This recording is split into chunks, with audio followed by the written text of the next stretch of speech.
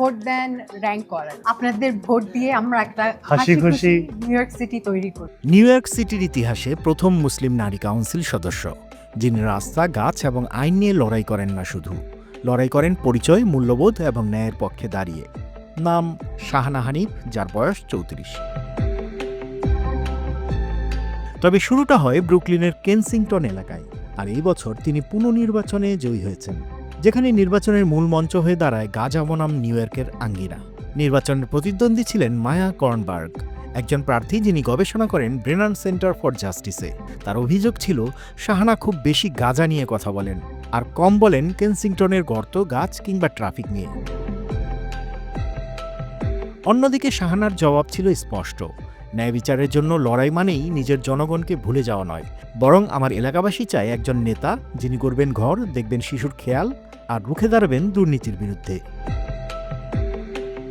এই নির্বাচনটিকে অনেকেই বলছেন ব্রুকলিনের সবচেয়ে উত্তপ্ত স্থানীয় নির্বাচন, বিশেষ করে যখন পার্ক স্লোপের একটি ইসরায়েলি রেস্টুরেন্টের হামলার ঘটনায় শাহানা নিন্দা করলেও অনেকে বলেছিলেন তিনি যথেষ্ট সরব ছিলেন না।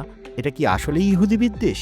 শাহানা বলেছিলেন, ঘৃণার বিরুদ্ধে আমার দৃঢ় অবস্থান, কিন্তু ন্যায় বিচারের প্রশ্নে আমি চুপ থাকব না। গাজায় মানবিক সংকট, ইসরায়েলের আগ্রাসন, এসব বিষয়ে তার কণ্ঠ ছিল দৃঢ়, আর তাতেই অনেক প্রগতিশীল ভোটার তার পক্ষে দাঁড়ান। অনেকে মনে করেন এই নির্বাচন ছিল না শুধু কাউন্সিল সদস্য নির্বাচন, বরং এটি ছিল একটি আদর্শের লড়াই। মায়া কর্নবার্গকে পেছনে ফেলতে শাহানা হানিফকে লড়তে হয়েছে উবার, ম্যাডিসন স্কোয়ার গার্ডেনের মতো সুপারপ্যাক গোষ্ঠীর $4 লক্ষ প্রচারের বিরুদ্ধে। তবে শাহানার ছিল ভরসা, ভোটারদের ঘরে ঘরে গিয়ে পৌঁছানো। ইমিগ্রেন্ট, শ্রমজীবী, মুসলিম কমিউনিটির সঙ্গে তার নেটওয়ার্ক ও বাস্তব সংযোগ তার বড় হাতিয়ার হয়ে দাঁড়ায়।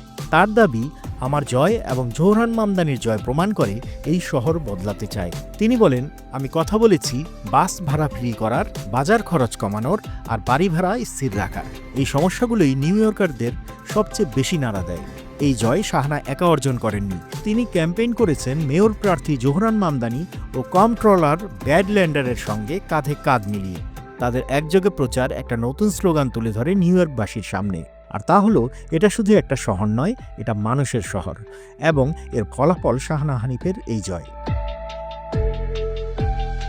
কেউই জানে না শাহানা হানিফ কত গাছ লাগাবে, কত গর্ত মেরামত করবে, কিন্তু নিশ্চিতভাবে তার এই জয় একটা মূল্যবোধের পুনর্জন্মের ইঙ্গিত দেয়।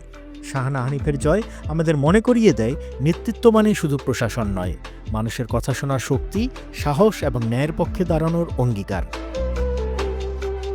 এই শহর যেখানে রাতেও আলো জ্বলে, সেই শহরে একজন মুসলিম নারী আবারও প্রমাণ করলেন, ভোটটা শুধু ভোট নয়, ভোট একটা আদর্শ, একটা আন্দোলন।